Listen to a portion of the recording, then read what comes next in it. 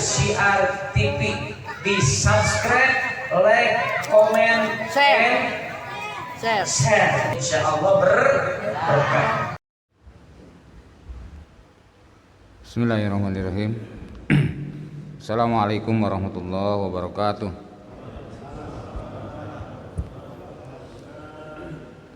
Alhamdulillahilladzi arsala rasulahu bil huda wa dinil haqq liyuzhirahu 'ala ad-dini kulli wa kafa billahi syahida.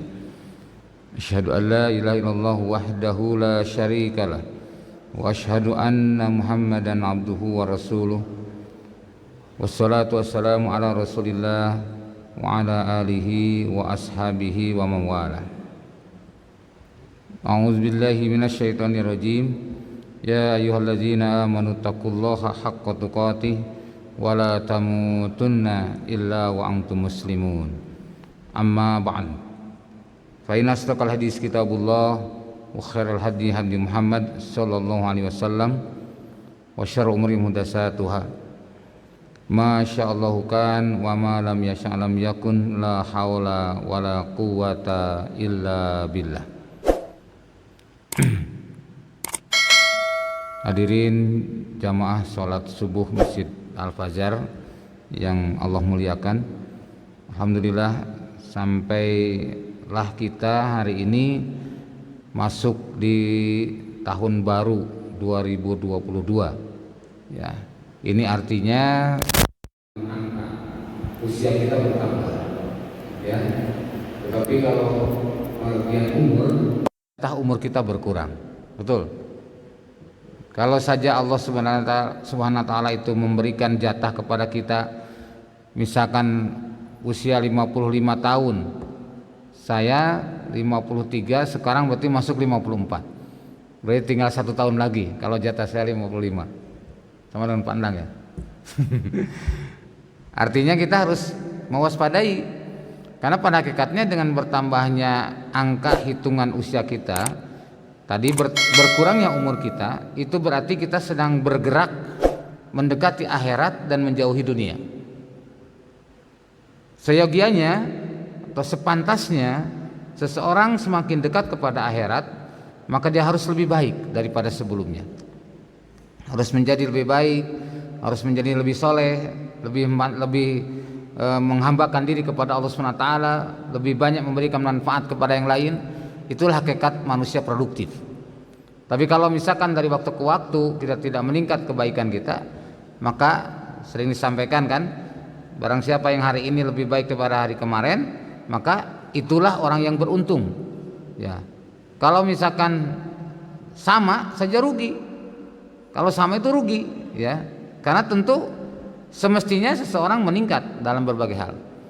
Apalagi kalau lebih buruk, maka disebutnya mal'unun, orang yang terlaknat ya. Nauzubillahi min dzalik. Nah, untuk itu mari kita kaji hari ini hadis yang ke-29. Kitabnya enggak ada ya? Barang ada kitabnya. Baik. Hadis ke-29 ini kalau saya bagi atau memberikan judul amal prestatif kunci surga ya, amal prestatif kunci surga. Nah, untuk itu mari kita awali majelis ini dengan baca doa menuntut ilmu. Bismillahirrahmanirrahim. Rabbi zidni ilman, Allahumma anfa'ni bima 'allamtani wa 'allimni ma yanfa'uni warzuqni ilman yanfa'uni. Sebenarnya doa ini tidak harus dibimbing kalau sudah pada hafal. Begitu masuk di majelis baca masing-masing ya. Tapi karena itu seringkali kita lupa ya, banyak yang belum hafal doanya. Maka diberikan bantuan yaitu dengan dibimbing. Baik, ini hadisnya yang cukup panjang ya. Kalau saya terjemahkan satu persatu kayaknya waktunya nanti nggak bakal cukup ya.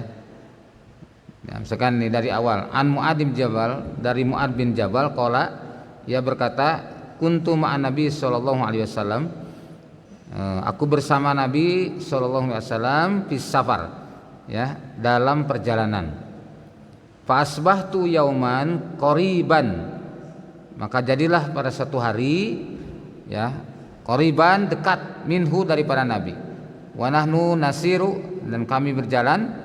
Ya, fakultu, maka aku bertanya, ya Rasulullah, wahai Rasulullah, akhbirni bi amalin, terangkan kepadaku atau jelaskan kepadaku bi amalin, dengan satu amalan, yudakhilunil jannah, yang akan memasukkan aku ke dalam surga, wa yubaiduni, dan menjauhkan aku minan nari, daripada neraka. Qala, Nabi menjawab, laqad sa'alta aziman, sungguh engkau telah bertanya sesuatu yang besar. Wa innahu, dan sesungguhnya, layasirun, adalah mudah, sangat mudah ya, sungguh mudah, ala mayyasarahullahu alaihi, adalah pada orang yang Allah mudahkan baginya. Ta'budullaha la tusyriku bihi syai'a, engkau beribadah kepada Allah dengan tidak menyerikatkan, tidak mensekutukan, tidak musyrik dengannya sedikit pun. Wa tuqimus shalah, ya, mendirikan salat, wa tu'tiyaz zakah, menunaikan zakat, wa tasumu Ramadan, saum di bulan Ramadan, wa tahujjal baita, dan haji ke Baitullah. Tsumma qala, kemudian Nabi bersabda, ala aduluka ala abwabil khair, maukah aku tunjukkan kepadamu pintu-pintu kebaikan? Nabi bersabda, as-saumu junnatun, saum itu atau puasa itu adalah perisai. Was-shadaqatu, dan sedekah itu, tudfi'ul khati'ata kama yudfi'un nar, akan memadamkan ya kesalahan-kesalahan kamu, dosa-dosa kamu, seperti halnya air. Di sini kama yudfi'un naro al-ma'u, ya, failnya dibelakangkan. Jadi seperti halnya air akan memadamkan api. Wa salatu rajuli min jawfil lail, dan salat seseorang di tengah malam. Summa qara'a, kemudian Nabi membacakan ayat, a'udzubillahi minasyaitonirrajim, tatajafa junubuhum anil madaji yad'una rabbahum khaufa wa tama'a wa mimma razaqnahum yunfikun. Kemudian ayat berikutnya hatta balago, sampai ayat jazaa'an bima kanu ya'malun, sampai situ. Tsumma qala ala ukhbiruka bi ra'sil amr, maukah aku terangkan atau kabarkan padamu tentang ra'sul amr, ya, ketuanya urusan gitu ya. Jadi hanya puncaknya atau ketuanya urusan, maksudnya sesuatu yang terbaik dalam urusan itu. Wa amudihi, dan tiang-tiangnya, wa dzurriwatis sanawihi, dan puncak daripada semuanya itu adalah al-jihad, yaitu jihad. Nah, oke, kepanjangan, kita langsung aja nih baca terjemahnya supaya paham. Karena dari Mu'ad bin Jabal radhiyallahu anhu, ia berkata, aku bersama Nabi sallallahu alaihi wasallam dalam sebuah perjalanan, ya, maka jadilah aku di suatu hari dekat dari beliau. Saat kami berjalan, aku berkata, wahai Rasulullah, beritahukanlah kepadaku amal perbuatan yang dapat memasukkan aku ke dalam surga dan menjauhkanku dari neraka. Nabi SAW kemudian bersabda, sungguh engkau bertanya tentang perkara yang besar, tetapi sesungguhnya hal itu adalah mudah bagi orang yang Allah mudahkan, ya, bagi orang yang Allah mudahkan atasnya. Engkau beribadah kepada Allah dan jangan mempersekutukannya dengan sesuatu pun, ya, jadi jangan syirik sekecil apapun. Mendirikan salat, membayarkan zakat, berpuasa di bulan Ramadan, dan pergi haji ke Baitullah. Kemudian Nabi SAW bersabda, maukah aku tunjukkan pintu-pintu kebaikan, yaitu puasa adalah perisai, sedekah itu adalah memadamkan kesalahan sebagaimana air memadamkan api, dan sholatnya seorang di pertengahan malam, yaitu sholat tahajud, Kemudian Nabi sallallahu alaihi wasallam membaca firman Allah, lambung mereka jauh dari tempat tidurnya, yaitu maksudnya adalah untuk sholat malam, ya, tidak akrab dengan bantal, tidak sering silaturahim dengan guling, dan jarang bertemu kasur gitu. Nah, itu orang yang disebut dalam ayat ini. Sampai pada firman Allah yang mereka apa yang mereka kerjakan. Nah, kemudian Nabi sallallahu alaihi wasallam bersabda lagi, maukah engkau aku jelaskan tentang pokok segala perkara? Nah, itu tadi Rasul Amr, ya, pokok segala perkara. Wa amudihi, dan tiang-tiangnya. Kemudian wa dzurwatis sanamihi, dan puncaknya. Aku katakan, mau wahai Rasulullah. Nabi sallallahu alaihi wasallam bersabda, pokok segala perkara adalah Islam. Ya, pokok segala perkara adalah Islam. Tiang-tiangnya adalah salat.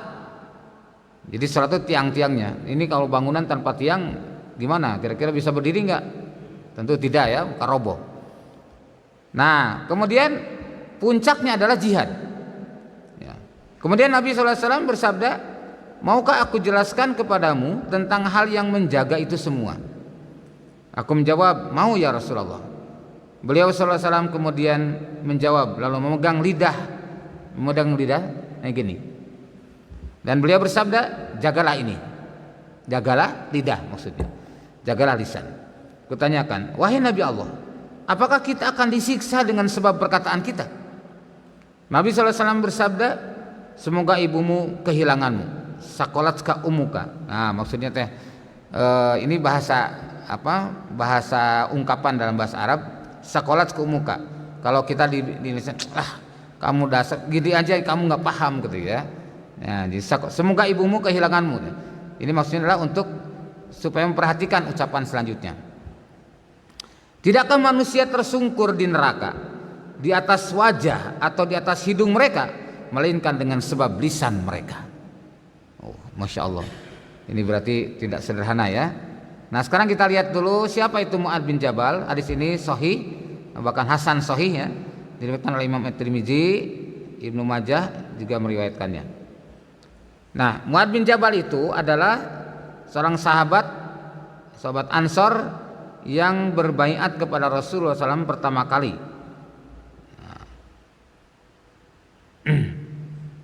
Yaitu Mu'ad terkenal sebagai cendekiawan, dan bahkan Rasulullah menyebutnya sebagai sahabat yang paling mengerti mana yang halal dan mana yang haram. Mu'ad juga merupakan duta besar Islam yang pertama kali dikirim Rasulullah SAW. Ya. Jadi kalau Mus'ab bin Umair kirim ke Madinah, Mu'ad bin Jabal dikirim ke Yaman, gitu ya. Nah, nama panjangnya adalah Mu'ad bin Jabal bin Amr bin Aus al-Khazraji. Nama julukannya adalah Abu Abdurrahman. Nah, nama julukan itu kunyah, nama sebutan, seperti saya disebut Abu Wihdan, ya, karena anak saya yang pertama lah Wihdan, maka dikenal sebagai Abu Wihdan. Ini juga dikenal Abu Abdurrahman. Ya, dilahirkan di Madinah 603 Masehi dan memeluk Islam pada usia 18 tahun. Tuh, masih muda. Ya.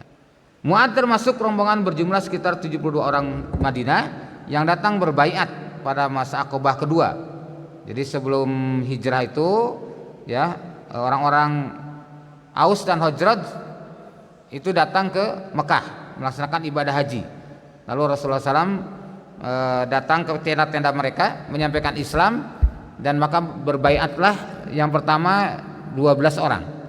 Tahun berikutnya berbaiat 72 orang. Ada yang juga menyebut 73 orang, bahkan 75 orang dengan muslimat 2 orang. Itu terdiri daripada kaum Aus dan Khazraj. Ya, yang kemudian nantinya akan dipersaudarakan oleh Rasulullah SAW menjadi kaum Ansor. Nah, inilah. Jadi kemudian Mu'ad berhasil mengislamkan beberapa orang sahabat terkemuka, misalnya Amr bin Al-Jamu. Amr bin Al-Jamu ini seorang sahabat yang pincang kakinya dan kemudian syahid, ya, syahid di saat perang Uhud. Kemudian di Madinah Rasulullah SAW mempersaudarakannya dengan Ja'far bin Abi Thalib. Ya, Ja'far bin Abi Thalib adalah orang Muhajirin, sedangkan Mu'ad adalah orang Ansor. Jadi Muhajirin Ansor dipersaudarakan. Seperti halnya Abdurrahman bin Auf dengan Sa'ad bin Abi Rabi dipersaudarakan antara kaum Muhajirin dan Ansor. Dengan itu maka Ja'far sebagai pendatang, ya, Mu'adz sebagai ansor, sebagai penolong yang memberikan fasilitas kepada Ja'far sampai mampu untuk berdiri sendiri. Nah, inilah indahnya persaudaraan dalam Islam, ya, yang nampaknya hari ini sudah langka gitu, seperti itu. Masya Allah. Rasulullah SAW mengirimnya ke negeri Yaman untuk mengajar. Kemudian Rasulullah mengantarnya dengan berjalan kaki, sedangkan Mu'adz berkendaraan. Dan Nabi bersabda kepadanya, sungguh aku mencintaimu. Masya Allah, luar biasa. Kalau sudah dicintai Rasul itu sesuatu yang luar biasa itu. Nah, Khalifah Umar bin Khattab mengutus Mu'adz bin Jabal ke Syam, ya, Syam yang sekarang menjadi 4 negara, yaitu negara Palestina, Yordan, Lebanon, dan Suriah. Nah, kemudian ia wafat tahun 18 Hijriah atau 639 Masehi di Notsuna, Yordania, ketika terjadi wabah hebat di Syam. Waktu itu usianya 33 tahun, jadi masih muda, ya, masih muda. Terkena wabah taun, yang itu ketika Umar bin Khattab mau masuk, kemudian bertemulah dengan Abu Ubaidah bin Al-Jarrah.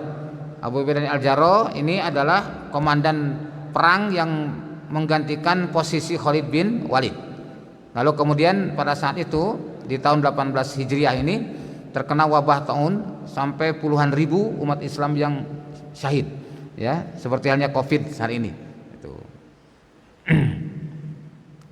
Mu'adz bin Jabal yang termasuk yang wafat di masih usia muda 33 tahun.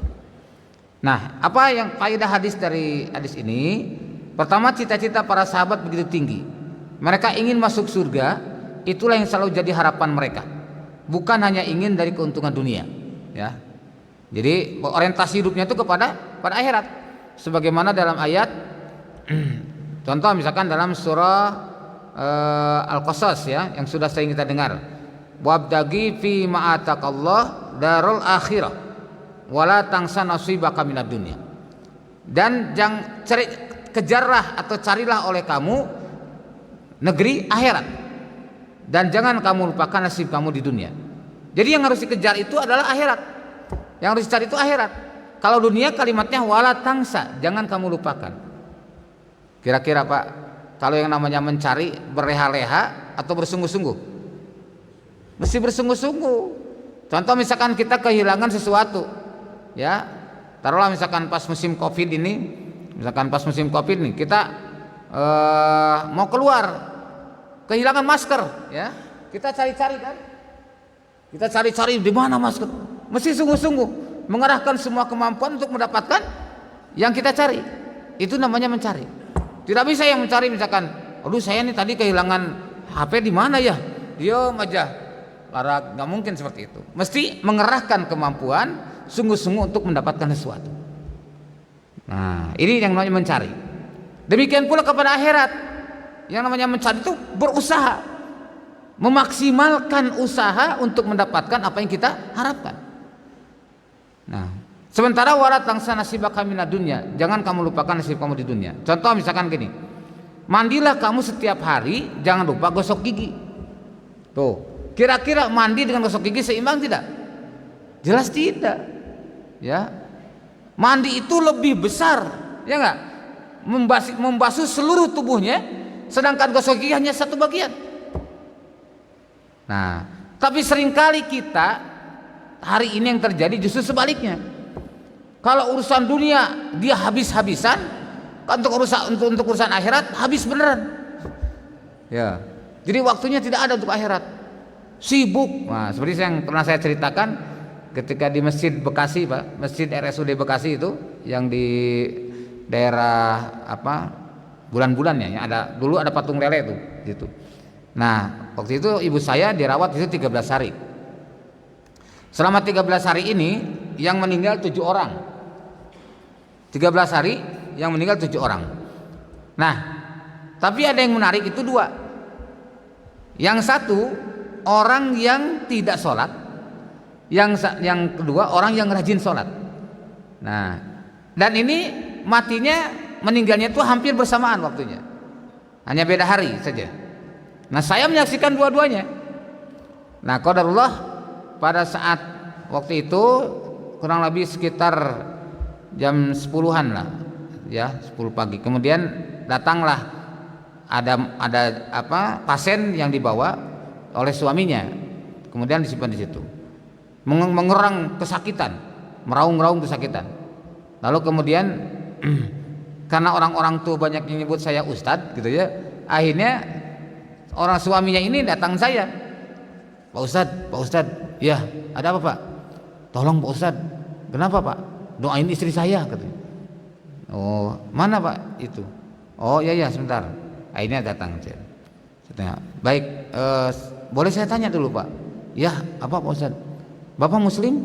Oh iya saya Muslim. Ini ibu saya ini Muslim? Oh Muslim. Terus ini siapa? Ini adiknya Muslim juga? Muslim. Alhamdulillah saya bilang. Saya bersyukur. Nah boleh saya nanya yang kedua Pak? Oh iya Pak Ustadz, ada apa katanya? Mohon maaf Bapak sholat? Seperti gitu. Bapak sholat? Oh enggak Pak Ustadz katanya. Coba, ini ibu ini sholat enggak? Enggak juga. Adiknya pun tidak sholat juga. Coba, Masya Allah, tiga-tiganya enggak sholat. Lalu saya bilang, aduh Pak, enggak sholat ya?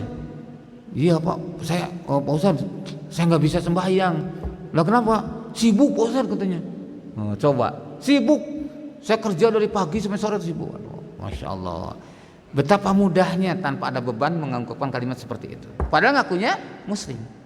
Ini apa yang terjadi Pak? Kemudian gini, ya udah Pak, begini, saya sebenarnya ingin nolong ibu ini, tetapi bagaimana ya? Saya sholat Pak, ibu ini nggak sholat begitu. Nah, memang nggak bisa Pak Ustadz kan ya? Nah, terus datanglah salah seorang anak pelajar semea. Gitu. Emang nggak bisa kalau kita sholat dia tidak sholat, emang bisa doain katanya. Tuh, gitu. Kayak protes Pak ya. Bilang, kamu pikir, coba kamu perhatikan, apakah bisa bersatu antara minyak dengan air? Tapi nggak apa-apa. Kalau mau dibuktikan saya coba. Akhirnya saya deketin telinga sebelah kirinya Pak. Lalu saya ungkapkan talqin. La ilaha illallah. Tiba-tiba wow, teriak sekeras-kerasnya sampai orang yang di sekeliling itu bubar ketakutan. Coba, baru kalimat la ilaha illallah dia sudah terasa panas ke telinganya. Tuh, kenapa? Karena tidak terbiasa mendengarkan kalimat itu dan juga tidak terbiasa dia mengungkapkan kalimat itu. Kemudian saya pindah ke sebelah kanan. Saya talqin lagi sebelah kanan, sama. Dia teriak juga sekeras-kerasnya. Jadi kayak orang gimana gitu, kaget dia, kayak ditusuk tuh gimana, walau alam bisawab. Nah, Bapak sudah lihat sendiri. Boro-boro saya mengungkapkan doa yang lebih panjang, Pak. Kalimat la ilaha illallah saja tidak diterimanya. Oh, Masya Allah. Jadi mohon maaf ya Pak, mohon maaf. Akhirnya saya tinggalkan. Akhirnya kemudian terus dia meraung-raung kesakitan, oleh suster ditutuplah pakai layar. Tidak lama kemudian berhenti raungannya Pak. Ya, dikira berhenti itu raungannya sudah tidak sakit. Ternyata diperiksa sudah meninggal. Begitu cepatnya. Tuh. Dalam hitungan menit saja. Waktu itu kalau salah nggak nyampe setengah jam.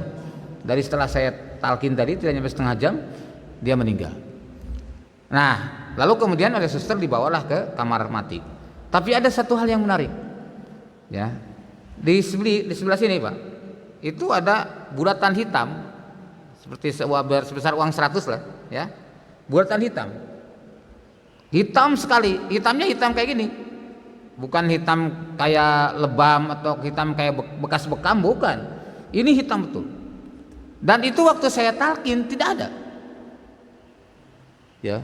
Ini tiba-tiba ada bulatan hitam. Dan saya saat itu langsung teringat dengan sabda Rasulullah SAW bahwa malaikat Israel ketika mencabut orang yang durhaka itu dengan pukulan yang sangat keras. Masya Allah. Jadi ketika mencabut nyawa orang yang durhaka, memukulnya dengan sangat keras sehingga dia merasakan sakit yang luar biasa. Teriakannya itu kedengaran oleh seluruh makhluk hidup kecuali manusia dan jin. Oh, Masya Allah. Ini ya, maka ini saya tuh astagfirullah. Udah, akhirnya lewat. Itu jadi pelajaran sampai saya hari ini, Pak. Masya Allah. Nah itu yang pertama. Yang kedua, ya, selang kurang lebih nggak salah selang 2 hari. Nah, satu lagi, ini orang yang rajin sholat. Dia sholatnya tidak pernah tertinggal, walaupun dalam keadaan sakit. Setiap waktu sholat dia sholat, dia tayamum kemudian sholat. Dan padahal kondisinya lebih parah daripada yang tadi. Ya, dia pakai oksigen, pakai infusan, tapi senantiasa sholat. Nah, yang menarik, jam 7 pagi suaminya mendatangi saya. Pak, minta tolong ya. Apa Pak? Titip istri saya katanya. Nah, lah emang Bapak mau kemana? Saya mau cari uang buat bayar rumah sakit gitu. Ya, Masya Allah. Ya sudah, nggak apa-apa Pak, silakan. Jadi saya suruh periksa keadaan infusnya atau oksigennya, khawatir kehabisan gitu ya. Ya udah, saya bolak-balik aja ngurus ibu saya, ngurus ini karena dititipin tadi. Nah, tidak lama setelah suaminya pergi, dia membaca Al-Quran. Dalam keadaan matanya merem, dia murojaah, mengingat semua hafalan yang dia ingat. Baca bolak-balik terus berbagai macam ayat, macam-macam surat. Nah, kurang lebih jam 10 ya berhenti. Saya perhatikan apa meninggal gitu ya. Saya deketin. Saya coba sentuh nadinya, ya, nadi di tangannya dan nadi di bawah lehernya. Ya, kemudian ternyata masih berdetak gitu ya, masih hidup gitu ya. Ya sudah. Tidak lama kemudian melantunkan lagi ayat Quran. Nah, subhanallah. Sampai menjelang zuhur, menjelang azan zuhur, tiba-tiba berhenti. Berhenti lagi. Nah, terus saya hampiri, ternyata begitu saya sentuh nadinya sudah tak bergerak, nggak ada lagi detaknya. Kemudian saya pegang beberapa titik yang menjadi urat nadi, itu semuanya berhenti. Penasaran, saya ambil cermin, masukkan cermin ke depan hidungnya, ternyata memang sudah tak ada nafasnya. Inna lillahi wa inna ilaihi rajiun. Allah mencabutnya dalam keadaan dia sedang baca Al-Quran. Subhanallah. Ini yang disebut oleh Rasulullah SAW, seseorang itu akan meninggal dalam kebiasaannya. Maka jangan pernah kita membiasakan sesuatu yang buruk. Kalau seorang terbiasa sholat berjamaah, mudah-mudahan dia meninggal dalam keadaan sholat berjamaah. Ya, seperti yang terjadi di daerah Sumedang, Tanjung Sari Sumedang, di pesantren Al-Fatah Sumedang. Itu kebiasaannya orang tidak pernah tinggal sholat berjamaah. Sampai satu hari di hari Jumat, dia bilang kepada ibunya, kepada istrinya, Bu, tolong carikan pemuda untuk bapak ke masjid. Nah, kata ibunya, Bapak kan lagi sakit, nggak apa-apa nggak ke masjid, nggak Jumatan juga nggak apa-apa, kan lagi sakit katanya. Apa bilangnya? Bu, sakit itu kembang kematian, gitu. Sakit itu kembang kematian. Bapak tidak mau saatnya dekat kepada kematian, malah menjauhi Allah, malah jauh dari masjid. Tolong Bu, carikan pemuda. Nah, akhirnya dicarikanlah pemuda, 2 orang, dipapahlah dia ke masjid. Ia pun didudukan di sop pertama, dan ternyata subhanallah, pada rakaat pertama di hari Jumat itu ia dipanggil Allah Subhanahu wa taala. Nih, Masya Allah. Dan itu saya tulis di buku saya yang terbaru tentang keagungan hari Jumat, ya, karena ini peristiwa yang betul-betul terjadi. Jadi banyak sekali. Nah, oke, kita lanjutkan dulu. Jadi masuk surga dan selamat dari neraka adalah kesuksesan dan kebahagiaan sejati. Jadi kalau tadi surat Al-Qasas, carilah kehidupan akhirat, jangan melupakan nasib kamu di dunia. Kalau dalam surat Asy-Syura, man kana yuridul harsal akhirah nazid lahu fi harsihi. Barang siapa yang orientasi hidupnya kepada akhirat, kami akan tambahkan kenikmatan dunianya. Wa man kana yuridu harsad dunya, tapi yang orientasi hidupnya kepada dunia, nutihi minha, kami pun berikan dunia itu. Wa malahu fil akhirati min nasib, tapi di akhirat tidak dapat bagian apapun. Jadi mending mana? Mending mana kita senang di dunia, di akhirat masuk surga, atau susah di dunia, di akhirat masuk neraka? Mending mana, Pak? Ya, mana? Mending mana senang di dunia, di akhirat masuk surga, atau susah di dunia, di akhirat masuk neraka gitu?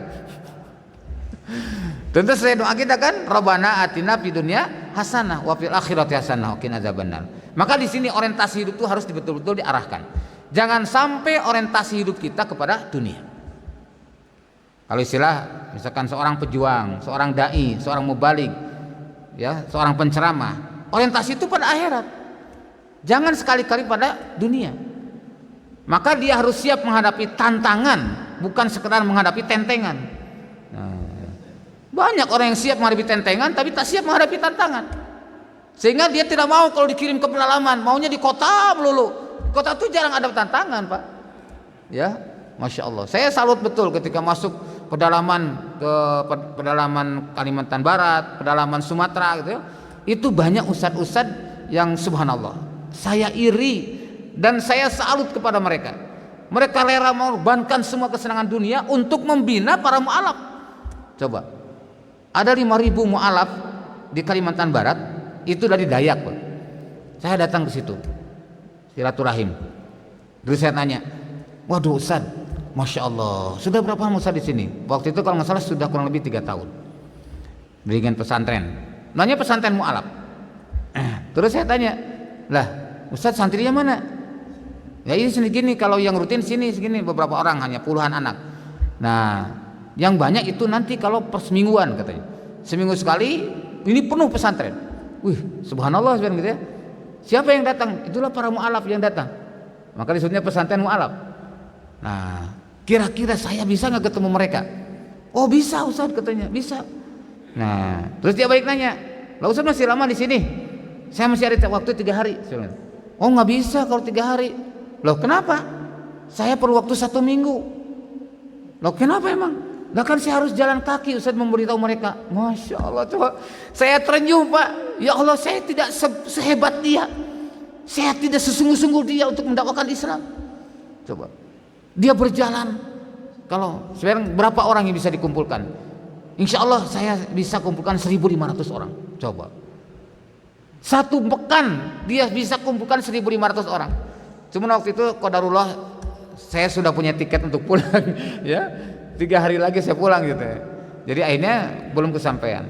Nah, berapa 1 atau 2 tahun kemudian saya datang lagi, ternyata dipanggil Allah. Dia meninggal, Pak. Saya sedih banget gitu ya. Masya Allah. Nah ini, jadi luar biasa. Ini yang siap menghadapi tantangan, bukan tentengan. Ya. Nah, Allah berfirman, kullu nafsin dha'iqatul maut.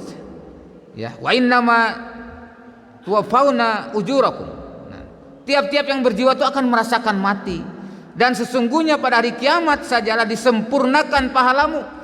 Barang siapa dijauhkan dari neraka dan dimasukkan ke dalam surga, maka sungguh ia telah beruntung. Kehidupan dunia tidak lain hanyalah kesenangan yang memperdayakan.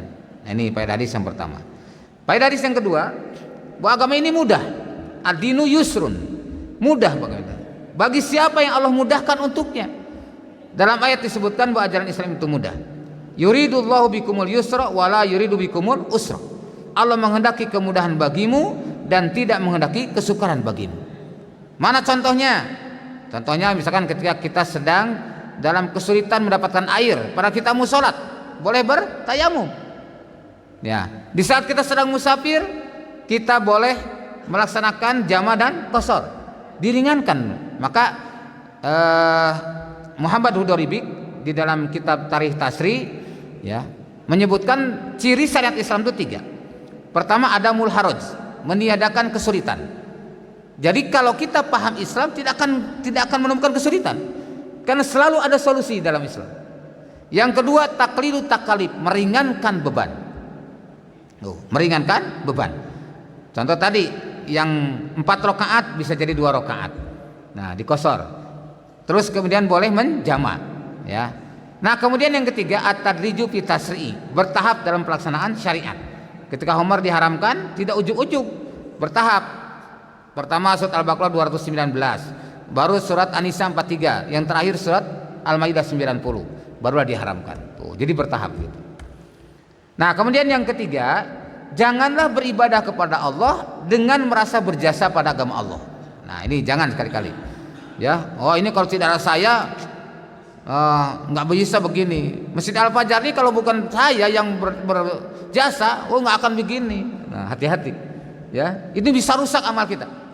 Jadi jangan sekali-kali kita merasa berjasa dalam Islam. Dalam surat Al-Hujurat ayat 17 sebutkan, yamunnuna 'alaika an aslamu qul la tamunnu 'alayya islamakum. Ya. Jadi mereka merasa telah memberi nikmat kepadamu dengan keislaman mereka. Tuh. Bahkan qul la tamunnu 'alayya islamakum. Jangan kamu merasa memberi nikmat dengan keislamanmu. Balillahu yamunnu 'alaikum an hadakum lil iman. Sebenarnya Allah lah, dialah yang melimpahkan nikmat kepadamu dengan menunjuki kamu kepada keimanan. In kuntum shadiqin, jika kamu orang-orang yang benar. Masya Allah. Maka sekali lagi, jangan pernah merasa berjasa dengan Islam. Ya, kita justru bersyukur ditunjukkan oleh Allah dengan keimanan. Kita bisa beriman kepada Allah, kepada Rasul, beriman kepada Islam, bersyukurlah. Jangan merasa berjasa. Nah, kemudian yang keempat, karena rahmat Allah kita dapat beramal sehingga masuk surga. Nih, sesungguhnya Abu Hurairah berkata, ia mendengar Rasulullah SAW bersabda, amal seseorang tidak akan memasukkan seseorang ke dalam surga. Engkau juga tidak, wahai Rasulullah? Tanya beberapa sahabat. Beliau menjawab, aku pun tidak. Itu semua hanyalah karena karunia dan rahmat Allah. Tuh, jadi sampai ungkapannya demikian. Pertanyaannya, sudahlah, kalau gitu nggak usah beramal, nunggu rahmat Allah aja. Sampai ada punya pendapat begitu. Buktinya Rasul juga masuk bukan karena amalnya, tapi karena rahmat Allah. Nah, betul. Tapi rahmat Allah itu datang karena amal. Di Al-Quran disebutkan syarat dapat rahmat ada 3. Masih ingat, Pak? Ibu-ibu masih ingat gak? Rahmat Allah itu dengan syarat 3. Dalam surat Al-Baqarah 218. Innalladzina amanu, sesungguhnya orang-orang beriman, walladzina hajaru, dan orang-orang yang berhijrah, wajahadu fi sabilillah, dan mereka berjihad di jalan Allah, ulaika, mereka itulah yarjuna rahmatallah, orang-orang yang mengharapkan rahmat Allah. Tuh, ya. Wallahu ghafurur rahim, dan Allah Maha Pengampun lagi Maha Penyayang. Jadi rahmat Allah tuh betul menjadikan seorang masuk surga, tapi tidak datang dengan tiba-tiba. Ya, maka dilakukan dengan syarat 3 tadi, iman, hijrah, dan jihad. Nah, kemudian firman Allah dalam surat Al-Hadid, sabiqu ila magfiratin min rabbikum, berlomba-lombalah kamu kepada ampunan dari Rabbmu, wa jannatin arduha ka'ardis samai wal ard, dan kepada surga yang seluas langit dan bumi, uiddat, disediakan, lilladzina amanu, bagi orang yang beriman, billahi, kepada Allah, wa rusulihi, dan kepada rasul-rasulnya. Zalika, yang demikian itu, fadlullahi, karunia Allah, yu'tihi, Allah berikan kepadanya, may yasha'u, kepada orang yang Allah kehendaki. Wallahu dzul fadlil azim, dan Allah lah yang memiliki keutamaan yang besar. Ini kalimatnya sabik. Sabik itu adalah dari kata sabako, ada kata sabako atau sabako. Kalau sabako yusabiku musabakotan, ya. Kalau sabako yasbiku, ya. Sabik isim fa'il, artinya orang yang mendahului. Sabako artinya mendahului. Sabik orang yang mendahului, artinya pemenang. Masbuk orang yang didahului, artinya kalah. Jadi kalau kita sholat sering masbuk, berarti dia orang yang kalah. Kalau kita kerja sering masbuk, maka dia orang yang kalah. Dan bahkan masbuk itu menjadi mental seseorang. Ya, saya sering perhatikan, Pak. Di satu masjid misalkan, orang masbuk itu rupanya langganan. Setiap sholat, hampir setiap sholat dia masbuk. Kenapa? Jadi mental. Dan di dalam surat An-Nisa 142, orang yang suka masbuk itu adalah merupakan profil orang yang munafik. Tuh, maka hati-hati, Pak, ya. Mudah-mudahan di Masjid Al-Fajar tidak ada lagi yang masbuk. Masih ada yang masbuk nggak? Masih ada yang masbuk, Pak Dik? Masih? Nah, mudah-mudahan setelah ini tidak ada masbuk lagi, ya. Karena tadi masbuk itu dari kata sabako, artinya mendahului. Sabako, masbuk orang yang didahului, berarti orang yang kalah. Tuh, jadi jangan lagi orang yang kalah. Nanti kalah semua urusan, bahaya. Nah, kemudian udkhulul jannah bima kuntum ta'malun, masuklah kamu ke dalam surga disebabkan apa yang telah kamu kerjakan. Nah, ini menunjukkan bahwa bukan tadi rahmat tanpa amal, gitu ya. Nah, watil kal jannatul lati uristumuha bima kuntum ta'malun, dan itulah surga yang diwariskan kepada kamu disebabkan amal-amal yang dahulu kamu kerjakan. Oh, jadi bukan tidak bertentangan dengan hadis tadi, tidak. Hanya kita harus paham memaknainya bahwa Rasul sendiri itu dengan rahmat Allah. Tapi seseorang bisa beramal itu karena rahmat, bukan karena kehebatan kita. Oh, saya alhamdulillah bisa beramal gini-gini. Ini kan karena saya sungguh-sungguh, misalkan. Oh, karena saya tidak berharap. Betul, tapi ingat bahwa itu semua adalah bukan karena jasa kita, tapi Allah Subhanahu wa taala. Ya, maka disyukurilah seseorang bisa beriman itu karena kehendak Allah.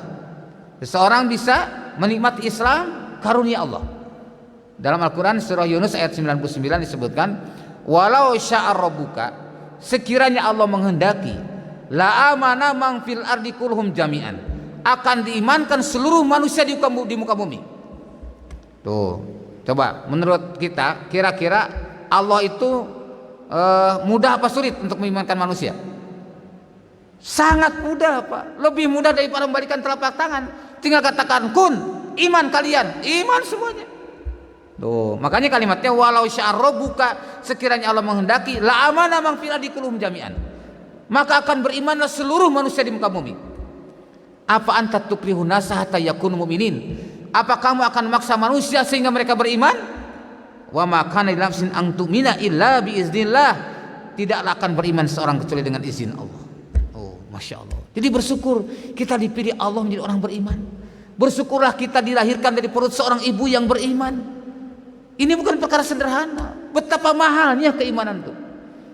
Saya sering interaksi dengan para mu'alaf. Mereka merasakan kenikmatan yang luar biasa, Pak, setelah Islam. Coba kita tanya pada diri kita masing-masing, sudahkah kita merasakan nikmat itu? Ya, masya Allah. Nah, ini harus kita evaluasi. Maka menurut Imam Nawawi rahimahullah, ayat Al-Quran yang menunjukkan bahwa amalan bisa masukkan orang dalam surga, maka tidak bertentangan dengan hadis-hadis yang ada tadi. Bahkan makna ayat adalah masuk surga itu disebabkan karena amalan. Namun di situ ada taufik dari Allah untuk beramal. Itulah rahmatnya. Tuh. Masya Allah. Kemudian yang kelima, perkara besar menjadi mudah jika Allah mudahkan. Syekh Abdul Muhsin hafizahullah dalam kitab Fathul Qawi Al-Matin berkata, jalan menuju surga itu berat. Semuanya yang bisa mudah jika Allah mudahkan. Maka dalam hadis dikatakan, huffatin nar bisyahawat wa huffatil jannah bil makarih. Mengelilingi urusan neraka itu sesuai dengan syahwat, sesuai dengan selera. Ya. Tapi hufatil jannah bil makari, tapi urusan surga, mengelilingi urusan surga itu bil makari, dengan perkara yang kita benci. Itu tadi harus sungguh-sungguh, ya, harus berkorban, harus melakukan tindakan yang optimal untuk meraih surganya Allah. Tuh, jadi memang berat. Setiap mukmin hendaklah memohon pertolongan dan kemudahan dari Allah, terutama dalam melaksanakan rukun Islam, ya, rukun Islam yang 5. Tanpa pertolongan Allah akan merasakan sulit dan berat. Termasuk kita bangun malam untuk sholat malam, itu tidak mudah kalau kita tidak mohon pertolongan Allah.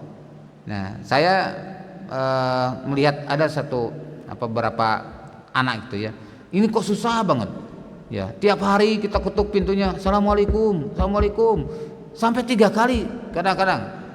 Mungkin dalam hitungan bisa beberapa hari, kadang bangun, kadang tidak. Kadang saya pulang dari masjid, loh kok masih juga tidur? Masya Allah. Ini betapa mahalnya, Pak, keimanan itu, ya. Maka kita syukuri bila kita bisa beriman dan melaksanakan Islam. Yang keenam, banyaknya pintu kebaikan. Dalam hadis tadi disebutkan beberapa pintu kebaikan yang utama, antara lain saum, puasa sebagai perisai. Maka hendaklah kita berusaha untuk senantiasa saum, walau hanya 3 hari dalam 1 bulan, ya, yaitu Ayamul Bid pada tanggal 13, 14, 15 bulan Hijriah. Yang kedua, sedekah. Sedekah tadi memadamkan dosa. Maka hendaklah kita tidak boleh berhenti, ya, untuk sedekah setiap hari. Tiada hari tanpa sedekah. Komitmen aja, tiada hari tanpa sedekah. Ya, kita keluarkan harta kita. Ya. Saya pernah cerita di sini kan, seorang bapak dan ibu yang sudah sepuh, tapi dia rupanya punya kebiasaan sedekah setiap hari dari sejak kecil. Nah, sampai satu saat saya silaturahim ke rumahnya, ternyata ibu ini tiba-tiba nangis depan saya. Ustadz, ibu tuh sedih katanya. Lah kenapa, Bu?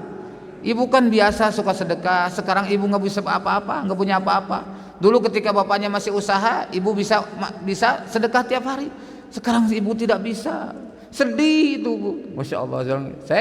Allah, sedang orang biasanya kadang-kadang sedih itu kalau keluar sedekah. Ya, ini malah tidak sedekah, sedih. Ya, terus akhirnya tanya, Bu, sedekah itu tidak harus dengan uang, boleh dengan apa saja. Nah, seperti contoh, teman-teman bukan bisa. Coba ibu lihat. Tuh di meja ada tempe, seperti kita ada tempe. Tuh ada anak tuh di luar. Ibu sedekah sama anak itu. Kasih tempe satu aja. Itu sedekah ibu. Oh iya ya, bisa gitu ya. Bisa, silakan. Akhirnya dilakukan, Pak. Masya Allah. Ini saking nikmatnya. Orang kalau sudah nikmat, sedekah tuh Masya Allah, Pak. Akan berat. Maka jangan simpan dunia itu dalam hatimu. Simpanlah dunia dalam tanganmu. Sehingga akan mudah sedekah tuh. Di mana saja dia ngalir terus sedekah. Ya, Masya Allah. Nah, yang ketiga, sholat malam. Jadi menjauhi tempat tidur di pertengahan atau akhir malam, serta berinfak dari setiap rezekinya. Ini surat As-Sajdah ayat 16-17. Maka mari kita biasakan demikian. Nah, yang ketujuh, diterima ibadah hamba jika ikhlas dan ittiba. Ikhlas artinya karena Allah semata-mata, tidak karena siapapun. Ittiba adalah mengikuti pola yang dicontohkan oleh Rasulullah sallallahu alaihi wasallam. Para ulama bagi dua syarat ibadah. Yang pertama syurutus sihah, syarat sahnya yaitu ikhlas dan ittiba. Ada syurutul kamal, yaitu sibak dan istimror atau mudawamah. Sibak itu bersegera, tidak menunda-nunda. Ya. Seperti tadi sabiqu ila magfirah, berlomba-lomba, berusaha untuk mendapatkan yang terbaik. Kalau sop, ingin sop selalu sop pertama. Ya. Tidak ingin masbuk. Ya, dia menghindari masbuk. Itu adalah sibak. Kemudian istimror, secara berkesinambungan. Ya, mudawamah, dijaga kebiasaan baik itu. Nah, contoh salat waktu berjamaah di awal waktu dengan dasar ikhlas dan ittiba. Maka dua syarat terpenuhi, yaitu syurutus sihah dan syurutul kamal. Kemudian beberapa hal penting, antara lain pokok segala perkara adalah Islam, tiang-tiangnya adalah salat, puncaknya adalah jihad. Ya, maka jangan pernah kita menyepelekan masalah ini. Yang kesembilan, bahaya lisan. Allah SWT berfirman dalam surat Al-Ahzab, ya ayyuhalladzina amanu taqullaha wa qulu qaulan sadida. Wahai orang beriman, bertakwalah kalian kepada Allah dan hendaklah berkata dengan baik. Artinya harus menjaga lisan. Rasulullah mengingatkan tadi akan bahaya lisan, terutama di akhir zaman. Rasul megang hati-hati dengan lidah ini. Banyak orang yang tersungkur dalam neraka jahanam hanya karena lidah. Tuh, Masya Allah, hati-hati. Akan sangat banyak fitnah di akhir zaman yang disebabkan oleh lisan yang tidak terjaga. Ke-10, hadis ini menunjukkan keutamaan jihad di jalan Allah, dan jihad adalah syiar Islam yang paling tinggi. Kewajiban itu berurutan pentingnya, dilihat dari urutan sebagaimana disebutkan dalam hadis tadi. Setelah melakukan yang wajib, diperintahkan pula untuk melakukan yang sunnah. Semangat para sahabat di dalam menghilangkan berbagai kerancuan, maka keraguan-keraguan itu ditanyakan para Rasul agar jelas, tidak lagi rancu. Nah, surga dan neraka saat ini sudah ada, Pak. Keduanya akan terus ada dan tidak akan fana. Maksudnya adalah akan terus menjadi balasan bagi orang beriman setelah nanti kita pulang kepada Allah Subhanahu wa taala.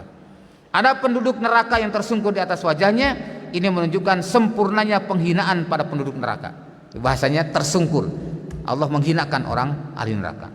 Hadis ini menggambarkan kedekatan Rasulullah SAW dengan para sahabatnya. Ini menunjukkan bahwa profil kepemimpinan dalam Islam adalah begitu indah dan penuh kasih sayang antara imam dan makmum. Pertanyaan, apakah Habib harus kita hormati dan sanjung secara berlebihan? Karena ada beberapa Habib bicara agama dengan nada keras dan menyakitkan bagi yang mendengarnya. Nah, para ikhwan, jangankan kepada Habib, kepada Rasul aja tidak boleh berlebihan. Jadi kepada Rasul ini tidak boleh berlebihan. Satu contoh, ketika Rasulullah SAW, para sahabat sedang kumpul, Rasul datang, tiba-tiba para sahabat mau berdiri, Pak. Kata Rasul, duduk. Aku bukan Raja Romawi. Coba. Kalau